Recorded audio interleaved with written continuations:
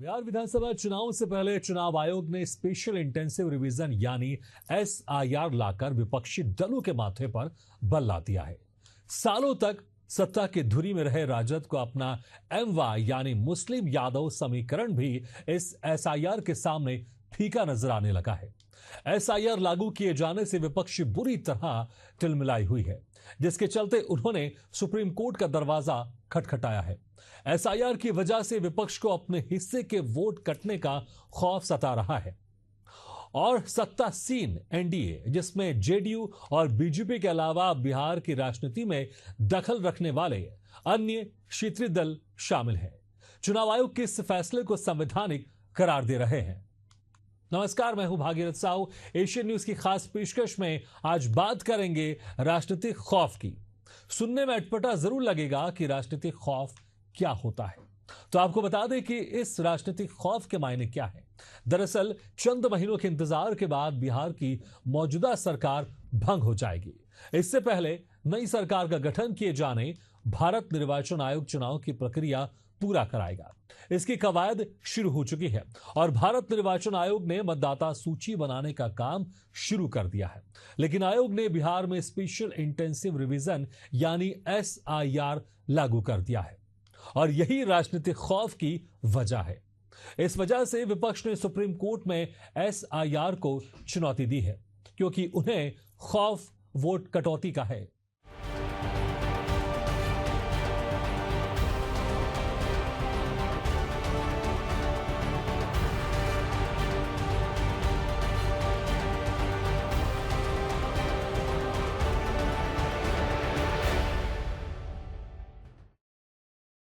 भारत निर्वाचन आयोग के आयुक्त ज्ञानेश कुमार ने बिहार चुनाव से पहले 25 जून से एसआईआर लागू करते हुए मतदाताओं के वेरिफिकेशन के लिए 11 बिंदु दिए हैं। आधार कार्ड, वोटर आईडी जैसे पहचान पत्र होने के बावजूद बिहार की जनता को अपने मताधिकार का प्रयोग करने के लिए उन 11 जरूरी दस्तावेजों को शामिल कराना अनिवार्य है। बिहार के मतदाता अपने मताधिकार का प्रयोग करने के लिए उत्साहित हैं, जिसका नतीजा है कि एसआईआर लागू होने के बाद से मतदाता अपना वेरिफिकेशन तेजी से करा रहे हैं। तो भारत निर्वाचन आयोग का दावा है कि निर्धारित समयावधि के बीच एसआईआर पूरा करा लिया जाएगा। इससे आगामी चुनाव निष्पक्ष और पारदर्शी तरीके से संपन्न हो पाएगा।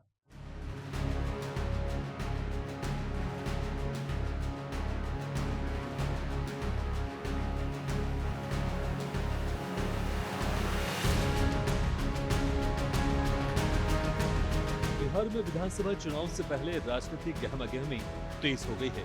चुनाव आयोग की ओर से राज्य में कराए जा रहे एसआईआर का विपक्षी दल पुरजोर तरीके से विरोध कर रहे हैं और सुप्रीम कोर्ट भी पहुंच गए हैं। वहीं राज्य में वोटर लिस्ट के पुनरीक्षण का काम तेजी से चल रहा है और 21% लोगों ने अपने फॉर्म भरकर जमा भी करा दिए हैं। आयोग के अनुसार बिहार में विशेष गहन पुनरीक्षण का काम वोटर्स के सक्रिय सहयोग से सुचारू रूप से किया जा रहा है। एसआईआर की शुरुआती चरण, जिसमें गणना प्रपत्र लोगों के बीच बांटना था, जो अब करीब करीब पूरा हो चुका है। सभी मौजूदा वोटर्स को ये फॉर्म उपलब्ध करा दिए गए हैं। इस पर भाजपा सांसद किरण चौधरी ने कहा, बिहार में बहुत सारे लोग पलायन करते हैं, मतदाता सूची में उनके नाम होते हैं, वो निश्चित तौर पर बोगस वोट माने जाएंगे। अभी तक विपक्ष इसका फायदा उठाते आ रहे थे, अब चुनाव आयोग ने इसका संज्ञान लिया है। वहाँ पर बहुत सारे जो इलेक्टोरल रोल है उसके अंदर अनियमितताएं थी। आप जानते हो बिहार से बहुत लोग पलायन करते हैं और जो है वो वोटर लिस्ट में नाम उनके जरूर होते हैं, तो वो जो है वो बोगस वोट्स मानी जाएंगी। तो बाहर वो लोग जब रह रहे हैं तो नेचुरली उनका तो जो है उनकी जो वोटिंग ही वहाँ पे नहीं है, तो फिर वो वोट तो कटेंगी। उससे जो है अब इनको परेशानी हो रही है, क्योंकि अभी तक जो है उसका ये फायदा उठाते आ रहे थे। अब जो है इलेक्शन कमीशन ने उसके ऊपर स्ट्रिक्ट संज्ञान लिया है कि जो वोटर लिस्ट के अंदर जो नाम है वो उनके होने चाहिए जो वहाँ के बाशिंदे हैं और जो वहाँ रहते हैं और वोट करते हैं। बिहार में भारत निर्वाचन आयोग के एसआईआर को लेकर सबसे ज्यादा तिलमिलाहट केवल मुख्य विपक्षी दल महागठबंधन में नजर आ रही है, जिसमें राजद और कांग्रेस शामिल हैं। राजद नेता तेजस्वी यादव ने भाजपा पर बिहार के मतदाताओं का अधिकार छीनने का आरोप लगाया है, तो बिहार चुनाव आयोग को डाकघर की संख्या देते हुए कहा कि उनके अधिकार क्षेत्र में कुछ भी नहीं है। तेजस्वी यादव ने एसआईआर के लिए जिन 11 दस्तावेजों की मांग की है उस पर कहा कि Aadhaar card, ration card, voter ID, MNREGA, job card को मान्यता दी जानी थी, लेकिन निर्वाचन आयोग ने जानबूझकर ऐसे 11 दस्तावेज मांगे हैं जिनमें से अधिकांश दस्तावेज बिहार के लोगों के पास है ही नहीं।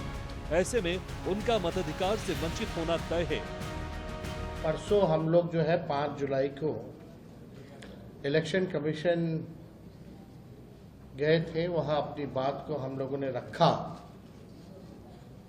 और मजबूती के साथ जो है जो भी शंकाएं थी, सवाल था, इलेक्शन कमीशन के जो बिहार के जो हेड है उनके सामने हम लोगों ने रखा। लेकिन चिंता इस बात की है कि कोई सवाल का कॉन्क्रीट जो जवाब आना चाहिए, स्पष्टीकरण जो आना चाहिए, क्लैरिटी जो होना चाहिए, वो हम लोगों को अब तक नहीं मिला है। हमारा डेलीगेशन दिल्ली में भी गया, इलेक्शन कमीशन, बिहार में भी, पटना में भी हम लोग गए, लेकिन सवाल का जवाब हम लोगों को नहीं मिला। हालांकि आप सब लोग जानते हैं कि पटना का जो इलेक्शन कमीशन है बिहार का, वो निर्णय लेने योग्य नहीं है, उनको अधिकार नहीं है। वो केवल जो है पोस्ट ऑफिस जैसा काम करते हैं। हमारे सवालों को दिल्ली भेजा गया, यानी दिल्ली में जो बैठे इलेक्शन कमिश्नर्स हैं, अब तक ऐसा क्यों नहीं हुआ कि विपक्ष के सवाल को, जनता के सवाल को आकर एक बार भी अगर प्रेस कॉन्फ्रेंस करके सारी बात को स्पष्ट कर देते, क्लियर कर देते, कोई कंफ्यूजन नहीं रहता। लगातार आप सब भी मीडिया के लोग जो हैं जनता के बीच जा रहे हैं और जनता का यही कहना कि हमारे पास जो 11 डॉक्यूमेंट जो मांगे गए हैं वो डॉक्यूमेंट नहीं है। हमारे पास आधार कार्ड है, हमारे पास राशन कार्ड है, हमारे पास मनरेगा कार्ड है, यही बिहार के गरीबों के पास उपलब्ध है। यानी स्पष्ट है कि जिनका 11 दस्तावेजों में से नहीं होगा उनका जो है नाम काट दिया जाएगा। 6 जुलाई यानी कल इलेक्शन कमीशन ने फेसबुक पे और अखबारों में एडवर्टाइजमेंट निकाला, उस पर भी हम लोग आएंगे, अपनी बात को रखेंगे। लेकिन चुनाव आयोग एक दिन में 3 अलग अलग दिशा निर्देश जारी करता है। यानी चुनाव आयोग खुद ही कंफ्यूज है, तभी एक दिन में जो है 3 अलग अलग दिशा और निर्देश जो है जारी किए गए। इधर कांग्रेस नेता प्रमोद तिवारी ने बिहार में मतदाता सूची के स्पेशल इंटेंसिव रिवीजन पर कहा, अगर चुनाव आयोग भाजपा के इशारे पर परंपरागत मतदाताओं के नाम हटाना चाहता है तो इसे संवैधानिक रूप से सुप्रीम कोर्ट में चुनौती दी गई है और हम इसे जनता की अदालत में भी चुनौती देंगे। अनुसूचित जाति, पिछड़ा वर्ग, अल्पसंख्यक या जो गरीब उनके परंपरागत विरोधी हैं, उनके नाम हटाने की भाजपा की साजिश हमें स्वीकार नहीं है। महागठबंधन के इस प्रयास को सुप्रीम कोर्ट में बड़ा झटका लगा है। एसआईआर को चुनौती देते हुए सुप्रीम कोर्ट में याचिका को सिरे से खारिज कर दिया गया है। इस बीच चुनाव आयोग ने 2003 की एक वोटर लिस्ट अपलोड की है, जिसके बाद 4 करोड़ 90 लाख मतदाताओं को चुनाव आयोग की इस रिवीजन प्रोग्राम से राहत मिल गई है। यहाँ पर कांग्रेस नेता प्रमोद तिवारी की चुनौती क्या थी, उसे सुन लेते हैं। 1952 के बाद से कई बार रिवीजन हुए, पर जिस तरीके से रिवीजन के नाम पर गरीबों के, पिछड़ों के, दलितों के नाम बनाए रखने के लिए जो प्रारूप, जो डॉक्यूमेंट्स मांगे जा रहे हैं, इसके पहले नहीं मांगे गए।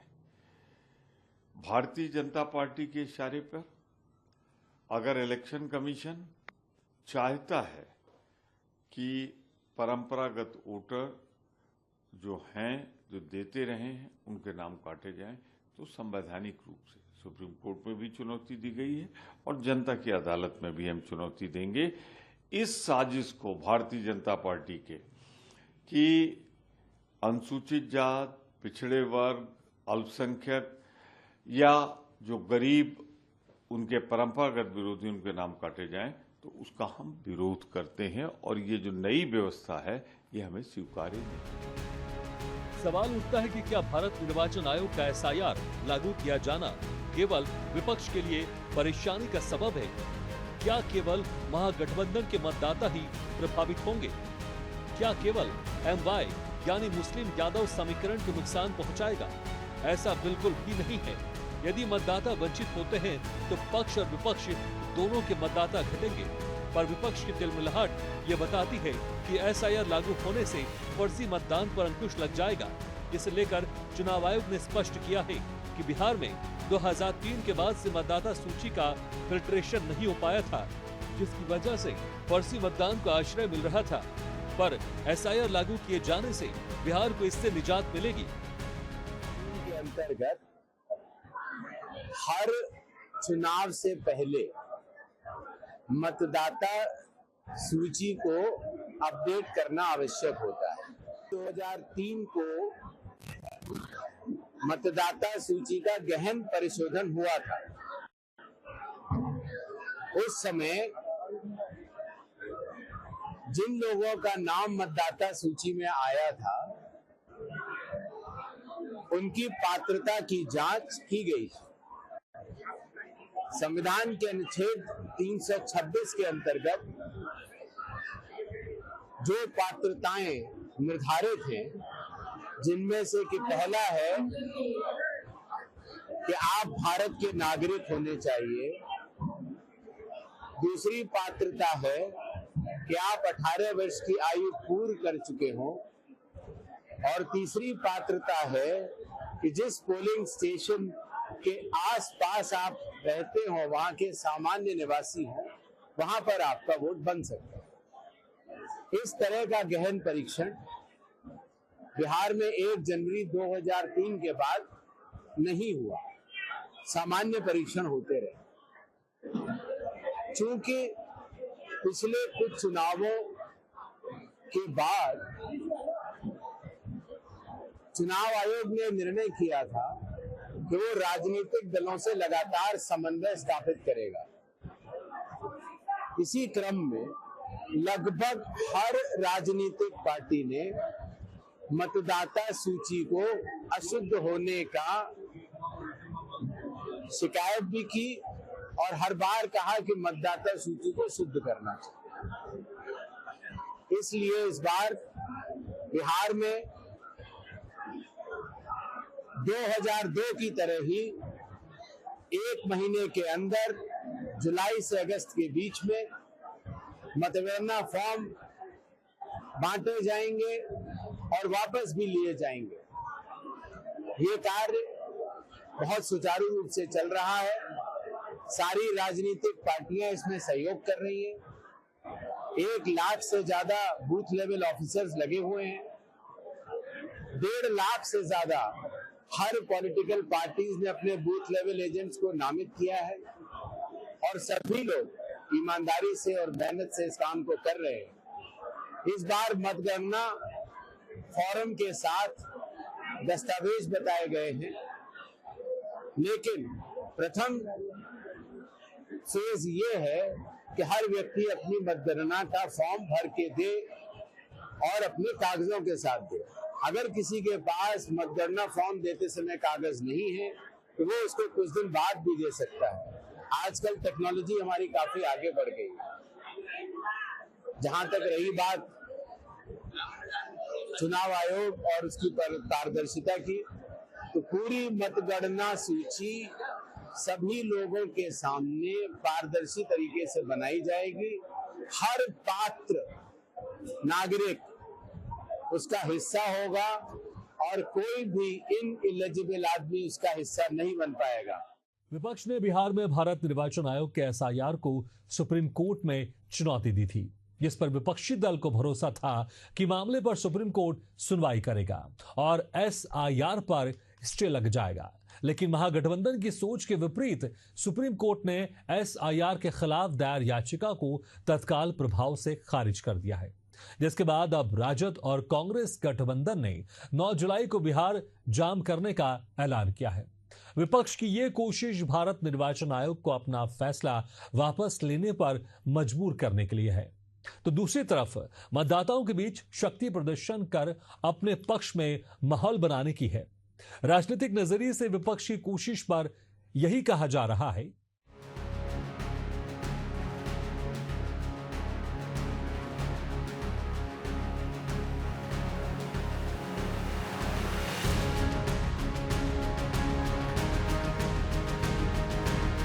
भारत निर्वाचन आयोग ने 25 जून को बिहार में SIR लागू किया, जिस पर तेजी से काम जारी है। मतदाता भी अपने अधिकारों को समझते हुए दस्तावेजों के साथ फॉर्म जमा कर रहे हैं, जिसे लेकर भारत निर्वाचन आयोग ने कहा कि निर्धारित समय सीमा के भीतर बिहार में SIR का संपादन हो जाएगा। इस SIR को लेकर सुप्रीम कोर्ट में महागठबंधन ने याचिका दाखिल की थी, जिसे खारिज कर दिया गया है। लेकिन इस याचिका को लेकर राजद सांसद मनोज झा ने क्या कहा था, ये जानना जरूरी है। अंधी गुफा में चलते महसूस करते हैं तो रोशनी का सुराग माननीय सर्वोच्च न्यायालय से ही होता है। हमने गुहार लगाई, मुख्य चुनाव आयुक्त और बाकी के 2 आयुक्तों के समक्ष छोटे छोटे सवाल पूछे। हमने कहा कि 22 बरस ये नहीं हुआ तो कौन सा पोजीशन पेपर या अप्रोच पेपर आपने डेवलप किया। हमने उनसे कहा कि आपने जब कहा था कि मेरे पदभार ग्रहण करने के बाद अब सारे निर्णय पॉलिटिकल पार्टी से बात करके होंगी, किनसे आपने बात की या किसी एक से बात करके इतिश्री कर ली। 11 दस्तावेज यही मान्य होंगे, बाकी कोई सब अमान्य होगा 25 दिन के अंदर। ये आपको कहां से, किस अध्ययन के आधार पर, किस स्टेक होल्डर एंगेजमेंट के बाद आपने तय किया। मानसून का महीना है, पिछली बार जब हुआ था 22 बरस पहले, जो हमें सूचना है 8 से 10 महीने। अब 25 दिन में 20% लोग आपने स्वयं हमसे मीटिंग में कहा बिहार के बाहर पलायन करके रहते हैं, लेकिन वो चुनाव के दौरान आते हैं। हमने अपना भी उदाहरण दिया कि हम में से कई लोग दिल्ली में नौकरी करने के 10-12 वर्षों बाद तक बिहार के ही वोटर रहे, यहां नहीं बनवाया।